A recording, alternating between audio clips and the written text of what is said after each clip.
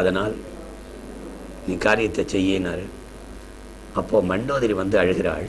மண்டோதரி சொல்கிறா, இந்த சீதையெல்லாம் அழகுன்னு நினச்சாரே, அதே எனக்கு புரியல. பாருங்கள் அவங்களோட சிந்தனை எப்படி போகுது பாருங்க. அதாவது எதையுமே விட்டு வைக்கல வால்மீகி. அழகாக சொல்கிறார், என்ன இவன் என்ன நினச்சான், அவன் என்ன நினச்சான் அப்படின்னு.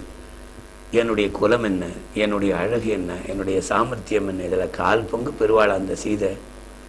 அவளை போய் அவர் பின்னால் போய் இப்படி அநியாயத்துக்கு அழிஞ்சு போனார்.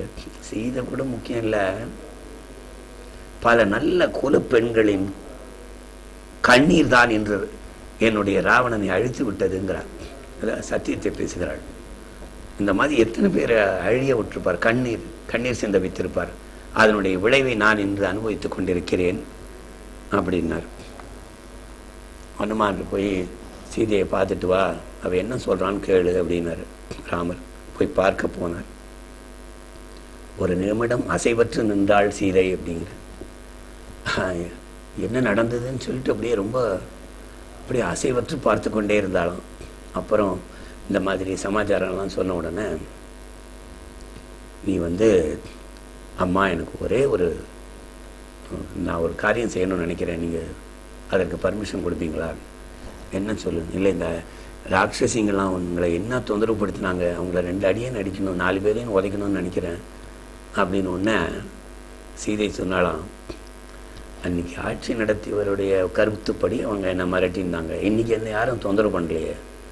இன்னொன்று, யார் தவறு செய்யாதவர்கள் உலகத்தில், யார் தவறு செய்தாலும் பொறுக்க வேண்டும். பாவம் செய்தவர்களையெல்லாம் பழி வாங்க முடியாது. பாவம் செய்தவர்களுக்கும் கெடுதி செய்யாமல் இருப்பது தான் என்னுடைய கொள்கையினாலும். ராமர் எப்படி இருக்கிறாரோ அந்த தர்மத்தை அனுஷ்டிக்கின்றவள் நீங்களும் அப்படித்தான் நினைப்பீங்க. சீதை மகாலட்சுமி, அவளுடைய சிந்தனை இப்படித்தான் இருக்கும். சீதையை பற்றி சொல்லணும்னா 2 வார்த்தை தான் சொல்லணும், தயா க்ஷமா அப்படின்னு.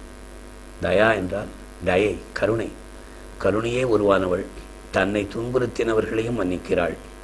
அடுத்தது தயா, அவர்களிடம் கருணையாக இருக்கிறாள். சரி, 2 அடின்னு சொல்லியிருந்தால் ஆஞ்சநேயர் அடிச்சிருப்பார், ஆனால் அப்படிலாம் செய்யாதேன்னு.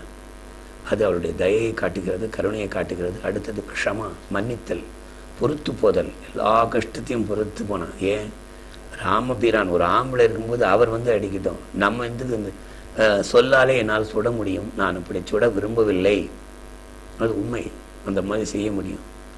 கண்ணகி, காய்கதிர் செல்வனே நீ அறிய கல்வனோ என் கணவன் அப்படிங்கும்போது இல்லை என்று சொன்னதான். கதிரவன் சொன்னார்னா எப்படி சொன்னாருன்னா, இன்னொரு சந்தர்ப்பத்தில் சொல்கிறேன் அது எப்படி சொல்லுன்னு. எல்லாம் உண்மையை தவிர வேறு எதுவுமே இல்லை, அதுதான் உண்மை. பரத்வாஜ ஆசிரமத்திற்கு வருகிறார்கள். அங்கே பரத்வாஜ ஆசிரமத்திற்கு வருகிறார்கள். அங்கே வந்த உடனே அங்கே, ஐயோ பரதன் காத்துட்ருப்பானே, நான் வரலன்னா அவன் வந்து தீவலம் வந்து இறந்து விட்டா என்ன செய்யறதுன்னு சொல்லிட்டு ஆஞ்சநேயரை கூப்பிட்டு, நீங்கள் ஒன்று பண்ணுங்க, கொஞ்சம் நேராக போய் அங்கே போய் பரதனை போய் பாருங்கள். பார்க்கும்போது ரொம்ப முக்கியமான விஷயம், குறிப்பில் குறிப்பு உணர வல்லவனே நீ என்ன பண்ணு. மாதிரி ராமர் வந்து விஷ்ணுன்னு லங்கா அதிபதி வராரு, சுக்ரீவன் ஒரு பெரிய வானர அதிபதி வராரு, பெரிய பானைகளோடு ரொம்ப பிரமாதமாக வந்துட்டுருக்காரு அப்படின்னு சொன்ன உடனே அவன் முகத்தை பாரு. ஐயோ வந்துட்டாரா, பதவியை விட்டு கொடுக்கணுமாங்கிறாப்பில் அவன் முகம் தெரிந்ததென்றால் உடனே வந்து விடு. முதல்ல கைகிட்ட ராமர் சொன்ன வார்த்தை என்ன, நான் காடுகளில் வாழும் ரிஷிகளை போன்றவன், எனக்கு இதெல்லாம் உன் பதவியில் எனக்கு ஜுஜுபிப்போமா, எனக்கு இதெல்லாம் வேண்டான்னு சொல்லி போனவர் அவர். அதனால் சொல்கிறாரு, அவன் முகத்தை பாரு. இப்படி திரும்பிக்கலாம், நம்ம பாட்டுக்கு எங்கேயாவது ஒரு ஆசனம் போட்டு நம்மளை நிம்மதியாக இருக்கலாம். எனக்கு இந்த ஆட்சி வேண்டாம் என்று நாம் திரும்பி விடுவோம், ஆனால் நீ பார்த்துட்டு வானார். அதுக்காக போனார். பரதன் அனுமனை பார்த்து மிகவும் சந்தோஷமடைந்தான். பிறகு ராமபிரான் வந்தார். அந்த மரவடி, பொன்னாலான காலடிகளை அவருக்கு கொடுத்தார். அண்ணா கணக்கு பார்க்குறீங்களா, ரெவென்யூ இவ்வளோலாம் வந்திருக்கு, என்ன ஏதுன்னு. இல்லை கணக்கு ஒப்படைக்கிறது கரெக்டு அப்படின்னு. சரிவா கணக்கு பார்க்கலாம் அப்படின்னா, தசரதன் ஆண்ட காலத்தில் இருந்த பணத்தை போன்று 10 மடங்கு செல்வம் பெருகியது. இதற்கு காரணம் ராமபிரானுடைய பாதுகை தான் என்பதை நாம் புரிந்து கொள்ள வேண்டும். அந்த ராமபிரானுடைய திருவடிகளை பற்றி கொண்டு நாமும் வாழ்க்கையில் நிச்சயமாக முன்னேற முடியும். ஏனென்றால் நன்மையும் செல்வமும் நாளும் நல்குமே, சென்மமும் பாவமும் இன்றி தீருமே, சென்மமும் மரணமும் இன்றி தீருமே. அதாவது இந்த நிமிஷத்திலேயே எல்லாமே கிடைக்கும். இம்மையே ராமா என்று எழுத்தினால் இம்மையேனா இப்பொழுதே இந்த நிமிடத்திலேயே எல்லாம் கிடைக்கும்னு சொல்லியிருக்காரு. அந்த முறையில் பட்டாபிஷேகத்துக்கு ஏற்பாடானது. வசிஷ்ட மகரிஷி ராமனையும் சீதாதேவியும் ரத்னமயமான ஒரு சிம்மாசனத்திலே உட்காரச் செய்தார். சத்ருகுணன் வெண்குடை பிடித்தார். சுக்ரீவன் வெண்சாமரம் வீசினார். பரதன் கைகேயின் ஆசைப்படி இளவரசனாக ஆனார். ராமரது ராஜ்யத்தில் எல்லோரும் பயமில்லாமல் அமைதியாகவும் ஆனந்தமாகவும் வாழ்ந்தார். இந்த கதையை சொன்னவனுக்கு லாபமா கேட்டவனுக்கு லாபம்னா, இந்த வால்மீகி ராமாயணத்தில் அவர் என்ன சொல்கிறாருன்னா, இந்த கதையை கேட்டவர்களுக்கு ரொம்ப புண்ணியம், அவங்களுக்கு நிறைய எல்லாம் நினச்சதெல்லாம் நடக்குங்கிறத கேட்டவர்களுக்கு ரொம்ப நல்லதுங்கிறத நிறைய இடத்துல சொல்லப்பட்டிருக்கு. கடைசியில் இந்த கதையை கேட்பவரிடம் ராமர் அளவற்ற அன்பு செலுத்துகிறார். நீங்கள் இதை ரொம்ப பக்தியாகவே நீங்கள் தொடர்ந்து பார்த்துருந்தீங்களாலே ஒரு சின்ன மாற்றமேனும் தென்படும் நிச்சயமாக.